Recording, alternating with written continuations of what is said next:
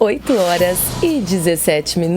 É hora de receber convidada especial no nosso estúdio. A gente recebe hoje a psicóloga e docente da Unifev, Adriana Botelho. Seja muito bem-vinda, Adriana. Obrigada, bom dia. Obrigada, meninas. Bom dia. A Adriana está aqui para falar sobre um tema muito importante. Nós estamos no Setembro Amarelo, o mês campanha de prevenção ao suicídio. Esse que é um tema ainda cheio de tabus. A gente ainda fala muito pouco sobre isso e hoje a Adriana vai falar sobre como prevenir e falar sobre isso no ambiente de trabalho. Parece tão difícil, né? Um ambiente profissional, a gente falar de algo tão íntimo das pessoas, mas tem como, e a Adriana vai trazer todos esses conselhos, essas orientações pra gente.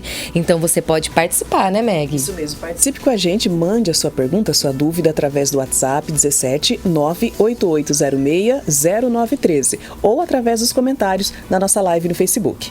Adriana, esse tema realmente ainda é pouco falado, tem muito tabu sobre isso. As pessoas às vezes têm vergonha ou acham que é frescura. De que maneira que a gente pode perceber sinais de uma pessoa que tem tendência ao suicídio e a gente consegue perceber esses sinais no trabalho? Sim, você falou uma coisa super importante em relação a quanto que esse tema é tabu e quanto que é difícil. As pessoas têm medo de falar e incentivar, né? E na verdade o objetivo da campanha é que a gente fale sobre isso, porque isso existe, isso está aí, né? Então, falar sobre os sinais, falar sobre campanhas, falar da existência, né? Não vai estimular ninguém a fazer isso, muito pelo contrário, vai criar espaços, né? De escuta e tal. Então, assim, existem sinais que as pessoas já dão quando elas começam a mudar de comportamento. Então elas têm um padrão, a gente tem padrões de comportamento. Ela começa a se isolar, ela começa a não ter o mesmo desempenho, ela começa a faltar por abuso de droga, por problemas funcionais, às vezes ela não está conseguindo lidar com as demandas da própria vida, né? Ela começa a dar sinais de dar presente das próprias coisas, meio que se despedir de algum jeito, sutilmente, né? Então, são sinais de mudança de comportamento. Então, as mulheres quando estão cansadas, uma vez eu falei isso aqui, estressadas e deprimidas e tal, um dos primeiros sinais é não lavar o cabelo. Verdade. Prende o cabelo, né, porque não tem tempo suficiente, não dedica o tempo suficiente ao autocuidado, né? Então você percebe a mudança no autocuidado, né? Então uma preocupação menor com as relações, inclusive. Então isola, não faz muita questão, né? Então todos os sintomas de qualquer transtorno mental, né, é um sintoma para ficar em alerta, principalmente os sintomas depressivos. Então, mudanças de humor depressivo. Então, a pessoa ela acaba tendo ela não fica tão feliz, ela não tem tanto prazer, ela não quer se relacionar, ela prefere o isolamento, né? Se isolar é legal, se isolar às vezes é bom, a gente precisa desligar de tela, só que não todo o tempo, né? Então, a pessoa insiste em não querer sair, não querer fazer coisas que dava prazer antes, né? E não faz mais. Então, são sintomas que... E no trabalho, a gente convive muito tempo com as pessoas. Verdade. A maior parte do tempo, a gente está ali com as pessoas, do nosso dia, né? A gente está compartilhando coletivamente no trabalho. Porque a gente vai em casa, fica poucas horas, depois a gente dorme, está sozinho. Em casa a gente está fazendo tarefas individuais e não estamos necessariamente nos relacionando com as pessoas, né? Então, o ambiente de trabalho é um ambiente eminentemente coletivo e de trocas, né? Então, ficar atento a esses sinais é importante, né, para a gente prevenir. Adriana, e de que forma as empresas podem trabalhar essa prevenção ao suicídio? Então, primeira coisa é isso, falar sobre isso, criar espaços de fala, né? Espaços coletivos onde as pessoas podem se fortalecer individualmente e coletivamente. Então, ter trocas, pares, né? Então, eu falo de aumentar capital psicológico. Então, as pessoas têm que ter esperança. A empresa, ela tira muitas vezes a esperança das pessoas. A autoeficácia, a capacidade delas de achar que elas dão conta de fazer as coisas, porque elas são muito criticadas, muito exigidas, estão sempre sobrecarregadas, cansadas. Então, parece que não dá conta, não vai dar conta, não é possível dar conta. Parece né? que nunca tá bom. né?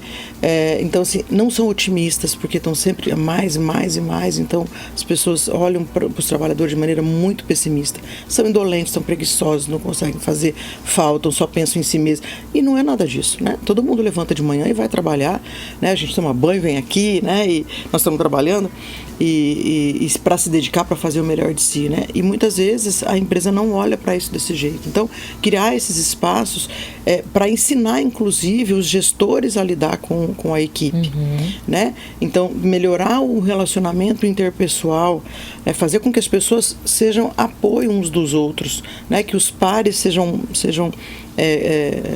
grupos de apoio e de rede, né?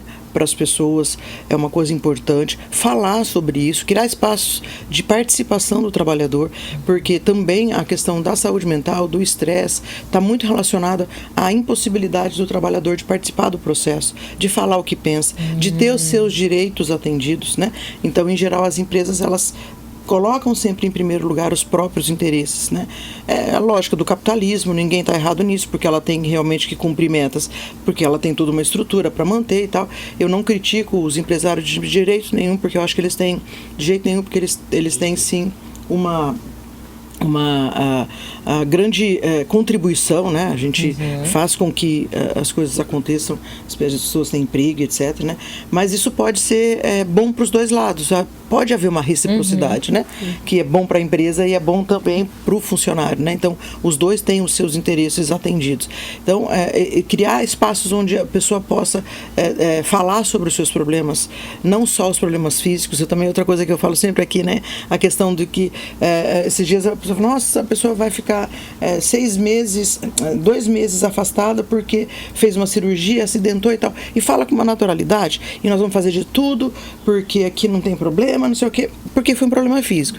Se tivesse vindo um atestado psicológico de depressão, de ansiedade, ou qualquer outro problema de estresse pós-traumático, né, suicídio, qualquer coisa assim, não ia falar com essa naturalidade. Verdade. Né? Vou ficar 6 meses, 2 meses, 4 meses sem um funcionário. Então tem um estigma de que não está falando a verdade, eu não posso saber se isso é verdadeiro ou não. A gente não enxerga, desconfia, né, a doença.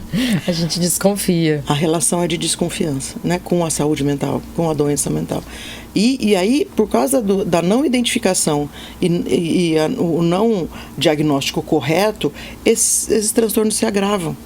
E aí pode acontecer o suicídio, né? Não acontece, mas pode acontecer o suicídio em função disso. São 800 mil pessoas que se suicidam ao ano no mundo. No Brasil, né? Então, a cada 100 mil é 12% mais ou menos, né? Varia entre 6 em adolescentes, me parece, agora não estou lembrando os dados. Mas, então, é muito grave. É a quarta causa, né? Perde só por acidente, violência doméstica e acho que HIV, né? Uma coisa assim. Então, assim, é muito grave. Malária. Então, é muito grave, né? É um fenômeno que realmente atinge a nossa população, né? E as pessoas sofrem muito. E não é só a questão do suicídio em si, né? Prevenir o suicídio, é prevenir doença mental, transtorno mental, né? Síndromes, porque às vezes não é um transtorno incapacitante, mas é sofrimento mental, né? As pessoas sofrem porque não falam sobre isso, porque não podem falar, porque não podem assumir que tem algum tipo de transtorno, né? Porque são mal vistas, é mimimi, é preguiçoso, né? É fraco, né? Então são todas essas coisas que a gente fica discutindo por isso, né? Para trazer isso e para dentro do trabalho formar, por exemplo, o gestor, né, para identificar isso e aceitar e lidar melhor com isso. Os pares, né, para criar rede. Então, criar canais, né, com psicólogo, com a própria gestão de pessoas, né, para falar sobre isso, para acolher as pessoas, né, para trabalhar a família e trabalho, a relação família-trabalho, né, porque as pessoas acham que não existe família, não existe nada que é fora do trabalho existe para o trabalhador, né, ele tem que focar 100% nas necessidades da empresa, e não é bem assim, né, as pessoas têm necessidades, a gente precisa de apoio, né. Adriana, aproveitando deixa que você deu, essa questão. Antigamente a gente falava assim, você é só o número do seu crachá, é mais um na empresa. Hoje a gente fala de cultura de humanização. É isso que você falou, enxergar o ser, o trabalhador, com a vida que ele tem lá fora, com a família que ele tem, com as condições, com a saúde mental que ele tem. É isso. É um ser integral, né? Então nós não somos só empresa, nós não somos só o nosso trabalho. A gente não se resume ao nosso trabalho. Ele é importante, ele nos humaniza, ele nos traz uma identidade, ele traz a sobrevivência, eu melhoro através do trabalho, eu estabeleço relações, eu crio rede, mas ele não é a única coisa. E os trabalhadores cada vez estão mais conscientes disso. Por causa da informação, porque as pessoas estão estudando, né? Porque elas têm escolha com a internet, por exemplo, né? Então elas sabem que elas têm escolha, que aquilo não é o único caminho. Então eles também estão fazendo escolhas. Antes quem escolhia era sempre a empresa. Agora o trabalhador também escolhe. E ele está escolhendo ambientes de trabalho que não adoecem. Né? Então essa é uma grande questão. Então além da empresa considerar que existem esses outros fatores presentes na vida das pessoas, as pessoas também estão conscientes disso. E cada vez mais, né? Elas hoje, os jovens de hoje não pensam em acumular riqueza, por exemplo, e deixar a herança como antigamente. Eles querem viver experiências. Então eles não vão ficar em lugares em que não é bom para ele. Né? Então eles estão percebendo que viver é muito mais do que trabalhar. Trabalhar sim, é importante, né? É uma dimensão importante da vida, mas não é a única coisa, né? E que eles querem viver outras coisas, família, viagem, né? Outras experiências. Então e isso está fazendo toda uma mudança, porque isso vai para a empresa. E aí isso é encarado muitas vezes pela empresa como descomprometimento com a empresa. Não é um comprometimento limitado, em termos de hora, em termos de sobrecarga. Tem um contrato psicológico que as pessoas fazem com a empresa e que, se ele não for cumprido, ela não vai ficar nesse contrato. Né? E ela tem escolha e ela vai embora. E vai embora por muito pouco, às vezes até por menos. As pessoas estão trocando ambientes ruins de trabalho por ambientes melhores que pagam menos. Dinheiro não paga mais saúde. Né? Então as pessoas não estão mais vendendo a sua saúde. E isso é toda uma mudança de paradigma dentro das organizações, né? Acho que as organizações hoje têm que ter um gestor de pessoas, uma gestão de pessoas, psicologia organizacional muito robusta dentro das organizações, né? Para dar conta de preparar esse ambiente para receber esse novo trabalhador do século XXI. Né, que tem um outro perfil e que tem hard skills importantes, que são as competências técnicas, né? Cada vez mais exigentes por causa da tecnologia. Por causa da tecnologia e também as soft skills, que a gente chama, que são competências comportamentais. Né? E uma das competências comportamentais é a habilidade de lidar com as demandas, né? De habilidades sociais, né? De estar saudável, de colocar limites, ser assertivo, ser resiliente e tal. Né? As pessoas estão trabalhando isso. E aí, quando o ambiente não proporciona essas competências, né? Ou muito pelo contrário, né?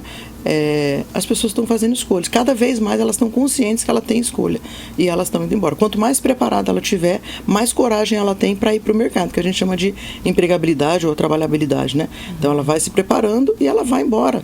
Ela vai embora e vai procurar um lugar onde ela é reconhecida, ela é bem tratada, né? E que a sua saúde mental não fique ameaçada. Então,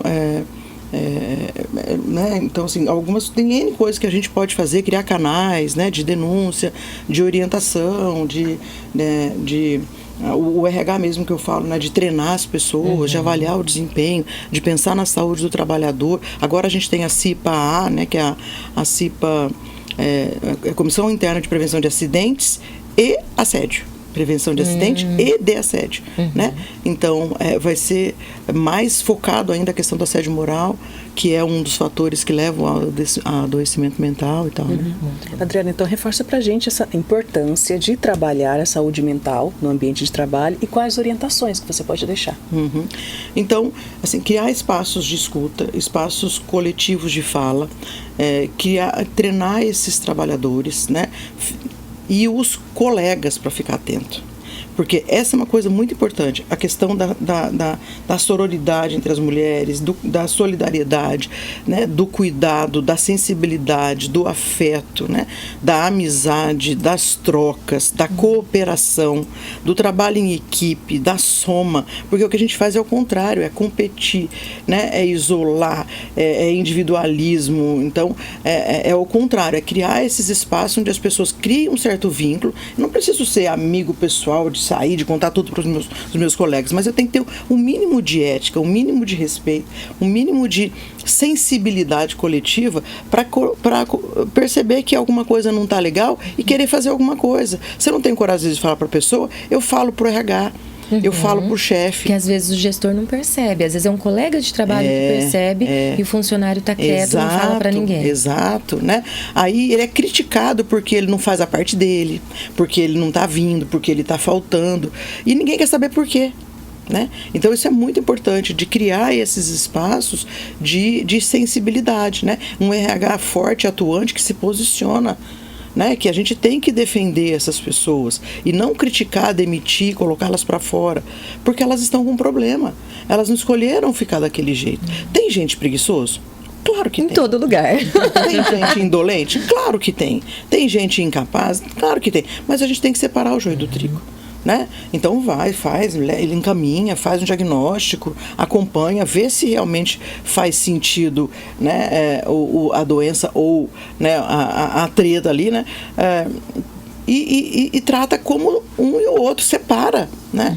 O que é indolente, preguiçoso, do que é realmente está enfrentando problemas emocionais, né? Sofrimento mental ou um transtorno mental mais grave, porque não adianta a gente não falar, não vai fazer que as coisas que ele não exista, que o problema não exista, e as pessoas querem colocar debaixo do tapete, fazer de conta que não existe, e isso só vai aumentar o problema, né? Isso só vai, né? Quando você deixa a sujeira dentro do aspirador de pó, o que acontece? Né? Daqui a pouco ele não aguenta mais. Ele vai aumentando, nem é o pozinho que você colocou lá dentro. É porque o ácaro está ali super alimentado e ele vai aumentando. É a mesma coisa. É jogar o lixo para debaixo do tapete ou para dentro do aspirador e não tirar nunca. Uma hora vai dar ruim, né? A hora que você tirar vai estar muito maior, vai estar muito pior.